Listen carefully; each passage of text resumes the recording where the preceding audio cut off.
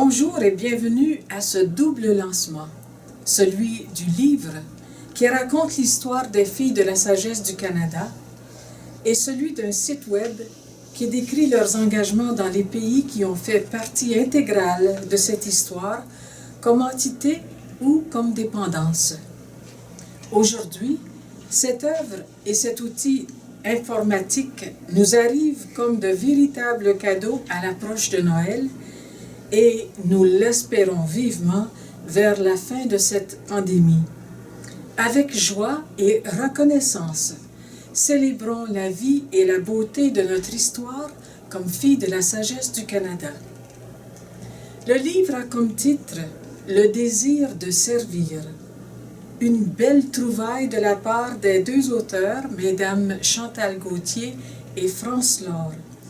Elles ont questionné, fouillé et trouvé. Montfort nous rappelle que le désir est le premier moyen pour obtenir la sagesse. À la fois don reçu et réponse donnée, il s'inscrit dans l'élan de celle qui nous a désiré la première et il traduit l'amour qui nous est donné, d'où le désir de servir. Voilà plus de 135 ans. Il a mis en mouvement plus de 1700 sœurs du Canada. Quant au site web de nos engagements, voilà encore un coup de génie de la part des deux historiennes. Il répond au rêve d'un site web pour les archives et rend compte des engagements qui ne peuvent être détaillés dans le livre. Il me revient la joie de féliciter et de remercier les deux auteurs de cet ouvrage, mesdames Chantal Gauthier et France Laure. Qui sont ces femmes exceptionnelles? France Laure est détentrice d'un doctorat en muséologie et d'une maîtrise en histoire. Ses travaux universitaires sur l'histoire religieuse au Canada se sont mérités plusieurs bourses de recherche. Elle a collaboré au groupe de recherche sur l'éducation et les musées de l'Université du Québec à Montréal pendant 5 ans. Elle a été associée, entre autres, à des projets d'exposition et d'éducation au musée David M. Stewart, au musée de la civilisation de Québec et à Parc Canada. Elle a aussi enseigné à l'Université de Montréal et à l'Université du Québec à Montréal les rapports entre l'histoire et la muséologie, ainsi que l'interprétation des lieux historiques. Chantal Gauthier, elle, est détentrice d'un doctorat en histoire. Elle a fait un stage postdoctoral au Centre d'anthropologie religieuse européenne à Paris. Ses travaux de recherche universitaire en histoire religieuse européenne et nord-américaine lui ont valu plusieurs bourses, tant au Canada qu'en Europe, dont un stage de 6 mois auprès de l'Institutum Historicum des Jésuites à Rome. Elle a été membre et directrice du comité de rédaction de la revue Cahiers d'histoire de l'Université de Montréal pendant de nombreuses années. Elle a aussi enseigné l'histoire européenne moderne à l'Université de Montréal et à l'Université du Québec à Hull. Collègues d'université, France et Chantal ont traversé ensemble les hauts et les bas de la thèse de doctorat. Puis, motivés par leur commune passion pour l'histoire sous toutes ses formes et leur amour du travail rigoureusement bien fait, en 2003, elles créent Pirogue, une firme conseil en histoire et en patrimoine. Firme conseil qui nous a été fortement recommandée par un professeur émérite de l'Université de Sherbrooke. Depuis plusieurs années, elles ajoutent à la diversité de leur mandat celui de travailler auprès des congrégations religieuses pour en écrire l'histoire. Le livre de notre histoire au Canada, intitulé « Le désir de servir », est leur 8e ouvrage de ce genre. Il faudrait peut-être écrire un livre sur elle. À défaut de cela, une visite sur leur site web www.pirogue.ca vous en fera découvrir davantage sur leurs multiples réalisations. Pour accoucher de ce livre, elles ont passé par toutes les étapes de gestation. Depuis les premières rencontres préparatoires, le devis et le contrat en 2016, ensuite les questionnaires envoyés aux sœurs, la connaissance et le tri des documents, photos, artefacts, cassettes, CD, DVD et le reste, le double projet à réaliser conjointement, soit le livre et le site web des engagements, l'écriture, le travail avec les sous-contractants, les révisions, les suivis réguliers avec soit le conseil, soit la responsable des archives, soit les diverses équipes de travail, soit avec la maison d'édition Carte Blanche, l'imprimerie et la distribution, pour enfin célébrer aujourd'hui avec nous. Pour votre indéniable compétence et professionnalisme à faire mémoire de notre histoire au Canada, chères historiennes, soyez remerciées. Pour cet ouvrage tant attendu, soyez remerciés de tout cœur. Pour nos deux historiennes, il y avait plusieurs défis à relever. L'ampleur du sujet, car il s'étendait sur 135 ans d'histoire et en plusieurs pays qui ont dépendu de l'entité canadienne. La difficulté à trouver les photos belles, claires, signifiantes, et surtout dans la période d'après-Concile Vatican II. Le professionnalisme et l'objectivité à garder dans un livre qui raconte l'histoire, car il s'agit de nommer des faits plutôt que de lui donner un caractère spirituel. Cependant, un œil averti et un cœur attentif pourront reconnaître l'inspiration et l'élan spirituel qui sont sous-jacents. Le nombre important de personnes, d'œuvres et de services auxquels rendent justice en un seul volume. Mais pour Chantal et France, la réponse est vite trouvée. Dans un siècle où la technologie fait en saut et en bond tant de progrès, voici qu'un site web fait d'une pierre deux coups. Avoir un site web pour les archives était déjà un projet espéré. Cette situation est l'occasion idéale pour faire naître ce projet. D'une part, il répond à ce besoin et d'autre part, il rend accessible tout ce qui n'a pu être décrit dans ce livre. De plus, il rend possible d'ajouter des informations à ce qui existe déjà. Donc, Chantal et France ont réalisé 2 projets conjointement au cours de 4 années de travail assidu. Félicitations et merci. Une somme de travail incroyable. Vous le devinez, que les historiennes n'ont pas pu faire seules. Plusieurs personnes méritent des reconnaissances, des remerciements. La tâche, si grande soit-elle, elle a été facilitée par la collaboration de toutes les sœurs de la province. À vous toutes, la reconnaissance la plus sincère vous est exprimée. Cela a demandé de chacune de fouiller dans les dédales de sa mémoire, dans ses boîtes conservées depuis longtemps de souvenirs, albums, valises, armoires, que sais-je encore. Vous avez déniché des souvenirs, des anecdotes, des photos. Vous avez participé à des entrevues, répondu à des questionnaires, envoyé articles, pièces, artefacts. Merci et merci encore.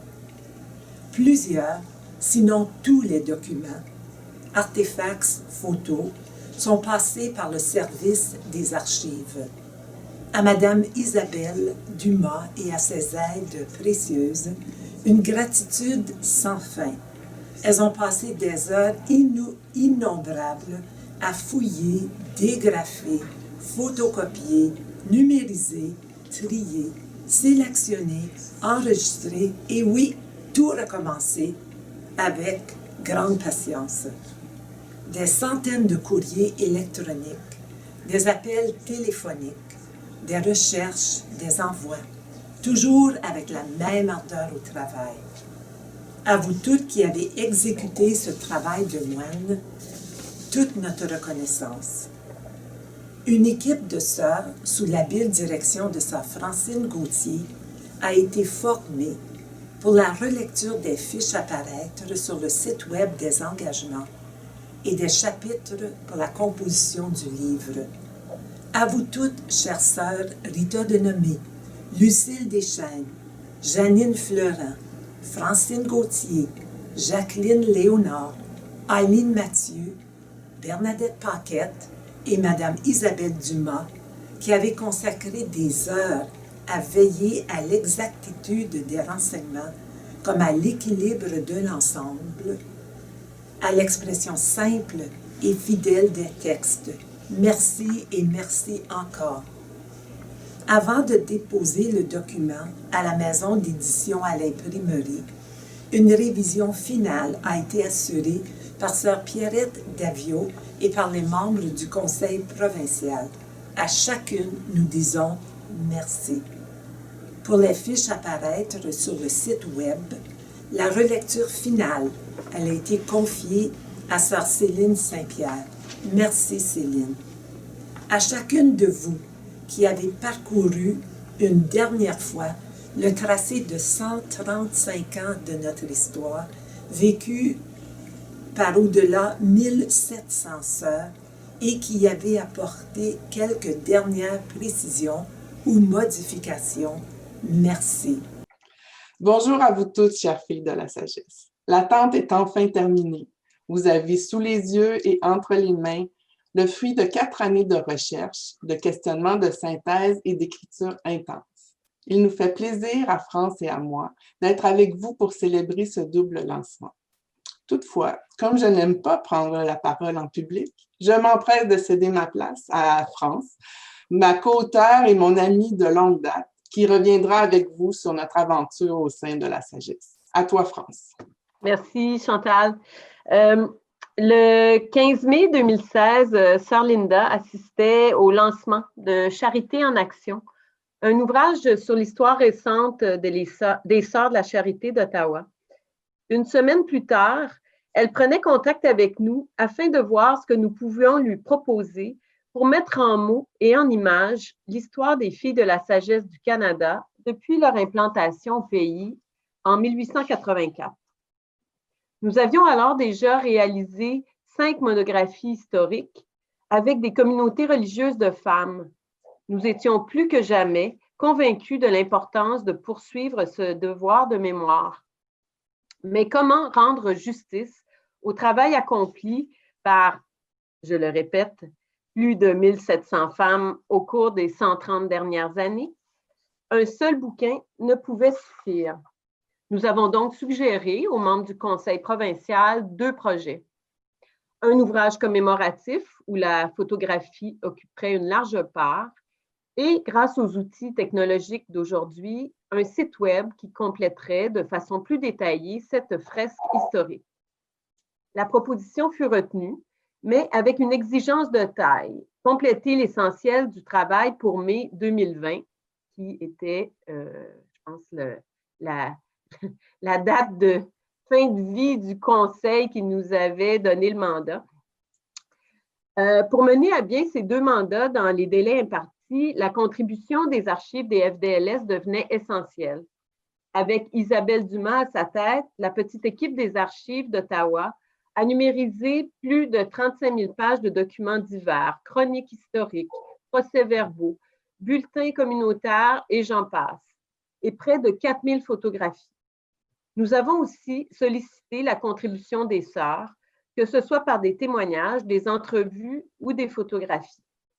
Nous avons même distribué un questionnaire complété par 63 religieuses. Avec enthousiasme, nous nous sommes immergés dans cette masse documentaire. Chantal a construit avec toute sa science les bases de données du personnel religieux, de maisons et de photographies indispensables à notre travail. Pendant des mois, nous avons trié, analysé et fait du sens de ces milliers de sources, tant écrites qu'orales. Avec patience, nous avons assemblé les pièces de ce gigantesque casse-tête afin de témoigner des temps forts de l'histoire FDLS. Autour de nous, lorsque nous évoquions nos projets avec les filles de la sagesse, les gens nous regardaient d'un air interrogateur. Nous avons vite compris que votre congrégation était méconnue. Qui sont donc ces filles de la sagesse? Mais dès lors que nous parlions du rôle des FDLS à l'hôpital Sainte-Justine ou votre contribution à la sauvegarde du fait français en Ontario, que ce soit dans les établissements d'enseignement ou dans le cas de l'hôpital Montfort, les yeux de nos interlocuteurs et interlocutrices s'allumaient. Votre nom n'était peut-être pas reconnu, mais votre œuvre avait laissé des traces. Nous espérons sincèrement que le désir de servir, tout comme le site web des engagements, contribueront à faire rayonner l'ensemble de vos réalisations. Nous souhaitons exprimer notre reconnaissance à toutes les filles de la sagesse qui ont contribué, de près ou de loin, à faire du récit de vos engagements sur papier et en ligne une histoire plus vivante grâce à leurs témoignages. Personnellement, j'ai un faible pour les entrevues de groupe remplies de vie où les sœurs se relancent entre elles et qui parfois ne se sont pas vues depuis longtemps. Une mention spéciale aux spécialistes du multimédia, sœur Carmen Bussière et sœur Madeleine Mallette. Grâce à leur contribution, nous avons pu débusquer quelques trésors iconographiques. Un merci tout particulier aux religieuses qui ont relu avec patience nos écrits, de même qu'à quelques interlocutrices privilégiées. On les a déjà nommées, mais je les renomme, sœur Lucille Deschênes, sœur Claire Dumont et sœur Francine Gauthier. Nous remercions aussi Isabelle Dumas et les membres de son équipe aux archives, dont sœur Lise Terrien pour sa précieuse collaboration. Nous ne pouvons terminer cette tournée des remerciements sans souligner l'hospitalité des religieuses à la Maison Accueil Sagesse qui ont facilité nos séjours à Ottawa. Au fil des ans, j'ai pris goût à arpenter les corridors du couvent en fin de soirée pour aller me faire une tisane au réfectoire. Et que d'histoires de sœurs, parfois cocasses, avons-nous entendues autour de la table du midi. Enfin, nous ne pouvons pas conclure sans témoigner notre gratitude à sœur Linda et aux membres du Conseil pour leur confiance tout au long de cette aventure. Nous vous invitons donc à plonger tête première dans votre histoire sans plus tarder, que le plaisir de la découverte et les souvenirs retrouvés vous accompagnent à l'approche de ce Noël confiné. À vous toutes, nous souhaitons un très joyeux Noël. Merci Chantal, merci France pour vos bonnes paroles. Chère Chantal, chère France, en vous penchant sur notre histoire et notre vie, vous vous êtes approchés de nous et nous sommes devenus plus proches de vous. Non, vous n'êtes plus des étrangères, mais des personnes qui nous sont devenues très chères. Vous avez pris le temps de nous fréquenter, de nous connaître, afin de rendre hommage à la vie qui a grandi depuis plus de 135 ans ici au pays. Et vous l'avez fait avec beauté, honnêteté et respect, tout en gardant la douce fermeté et le sens professionnel qui vous caractérise. Merci. Que vous souhaitez maintenant, sinon, un bon repos après une tâche si bien remplie et de trouver d'autres projets qui vous tiendront encore en haleine en écrivant l'histoire des congrégations au Canada. Plus que de rendre compte du passé et de le rendre présent, votre travail est une semence pour l'avenir. Il pourrait éveiller une conscience sociale quelque peu endormie sur l'apport des congrégations religieuses au Canada. Il offre très certainement une mine de renseignements et de pistes pour alimenter la réflexion et les recherches des historiens, sociologues et de toute personne intéressée à mieux connaître la richesse de leur héritage. Merci et bonne suite. En terminant, nous vous souhaitons les vœux les meilleurs pour un Noël de paix, de joie, d'amour, de belles rencontres, même virtuelles, et une année nouvelle remplie de bonheur, de santé et de beaux succès. De notre côté, un souhait demeure de nous rencontrer avec toutes les sœurs en 2021, lorsque ce sera possible, pour célébrer les filles de la sagesse, le désir de servir, les deux femmes extraordinaires qui nous ont donné la joie de servir. Au plaisir de nous revoir.